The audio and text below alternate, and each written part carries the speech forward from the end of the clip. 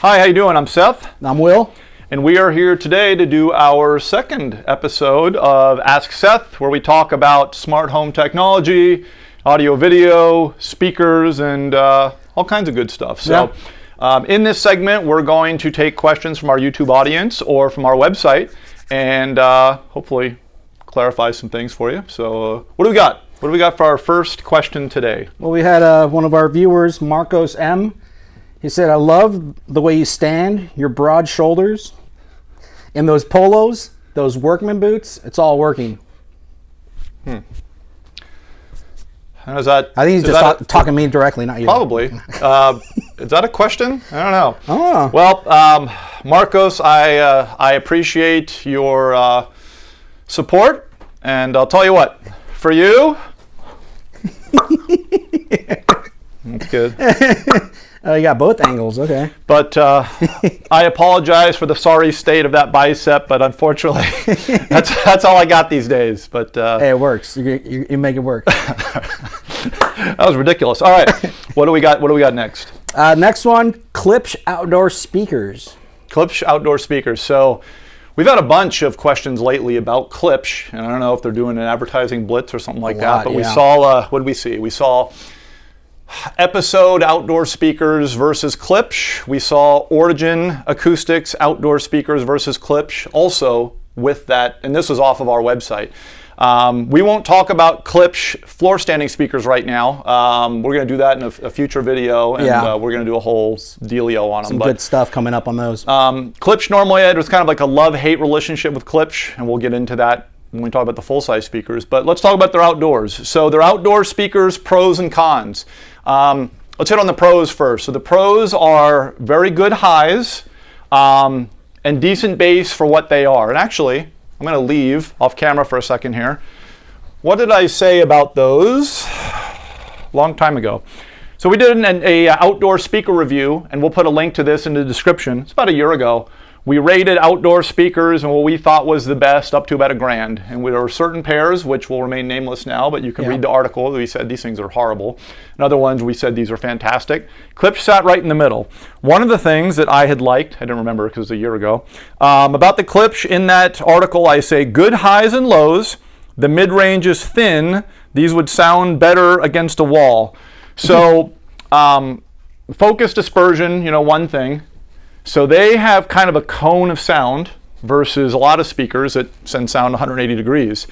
And that's going to be better if it's, if you're kind of hard of hearing or if there's a lot of reflective surfaces, it's better to have that sound focused. Yeah. It doesn't fill up an area as much as a standard speaker that you might like. So that can be a pro or con. Yeah. They do sound a little thin. So you get great highs, some decent bass, but not great. So one of the things I'd said is if you have them against a wall or especially in a corner, that helps to give you a bass bump.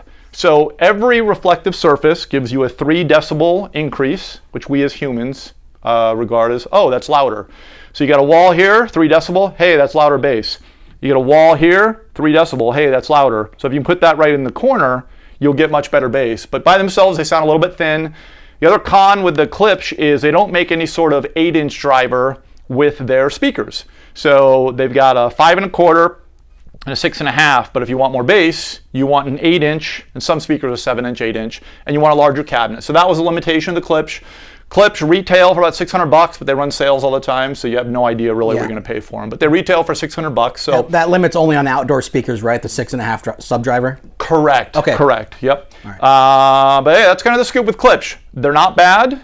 They're not the best, and we had rated the Monitor Audio Climate 80s as our best. Yeah. But those also cost more than the Klipsch. So you can see the article. We review some other ones. We'll have that in the description. But I think that sums up Klipsch outdoor speakers. What was our next question that we had? Next one.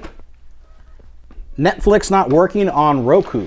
Netflix not working on Roku. So, the biggest thing is what fixes 98% of our issues that we deal with is unplug the power, wait 30 seconds, plug it back in. Yay, problem solved. That fixes 98% of the stuff that we deal with. So try that first. So let's say you do that, thing reboots, and Netflix still doesn't work. I would check your Wi-Fi connection. So let's say that somebody, for example, changed the Wi-Fi name or changed the Wi-Fi password, and didn't change it in the settings for the Roku, Yeah. that'll make that happen. Now, it sounds pretty basic to most of our techie friends here, but we get this call all the time where Yeah. somebody changes the network credentials. Also, lots of times these devices, for no reason, just because, they decide to fall offline. I wish that they made these things where it was like $1,000 for Roku streaming box, and it just worked all the time. It was solid. Yeah. But these things, unfortunately, are $39 to, in Roku's line, $99 boxes that run hot, are kind of buggy. And lots of times they'll just go, yeah, I just don't feel like connecting online. So sometimes you go into network settings, you'll say, oh, it's offline for no reason. Put it back online and then it'll connect. So let's say you do all that. It's still on the network. You're still not getting Netflix. Try the other apps. So if you go to Amazon, Amazon works great. You go to Paramount Plus to watch 1883, best show on TV. It works, but Netflix doesn't work. You may need to go in, delete the Netflix app, Yeah. re-add the app. Will did a great video about deleting apps. We'll have a link to that in our description. But a lot of time deleting the app and re-adding the app, then it works fine. So apps, just like Roku devices and lots of streaming things, can be buggy as well. Just like your apps on your phone, sometimes you have to re-delete them and add it back, and then boom, voila, it's back. Yep. That still doesn't work. You've pretty much exhausted everything. Lots of the stick streaming devices, and one of the Rokus, the Premier, they run really hot, and a lot of them will tell you. So you'll see a message come up. It'll say something like thermal warning, stop. Unplug me. Yeah. I forget the exact description, and it doesn't actually talk in a robot voice. Alert. Yeah, they're tiny. With the power supply's tiny, they'll get hot if you're binge watching. So after a while, even if you physically touched it, it's going to be piping hot. Yep. And those are most of the times like the $35, 40 entry level units with Fire Sticks or the Roku. Yep. But then normally nothing would work. So I think if you try those main things, unplug, plug back in, check network settings, and then delete, re-add the app, you'll be back in business. Yeah. While we're here, one Roku call we've gotten a lot is has nothing to do with Netflix specifically, but HDCP error. So if you see that come up, we get it all the time on Rokus. I get it normal. 40% of the time I watch my Roku, but then it goes away. Long story short, it's a copy protection thing that's built into HDMI. Sometimes there are problems with communication with older TVs, with certain cables. So if it pops up and you see it and it doesn't go away, and you push home or menu and it doesn't go away, unplug the unit, wait 30 seconds, plug it back in. If it works then, fine, until next time. If it continues to come up again and again, take a look. You might have a 16-year-old TV. One of our clients, Melissa, just called us, and they have an ancient television, and she keeps getting the issue, so there we got to swap the TV. Sometimes it's swapping the HDMI cable, and that takes care of it. But most of the time, if it comes up over and over, look at your device, and if you're like, yeah, that's a flat screen from 2004, that's going to be the problem. Yeah. And then when we say unplug it, physically unplug it, you can go in the menu and restart it. That's not the same as unplugging it.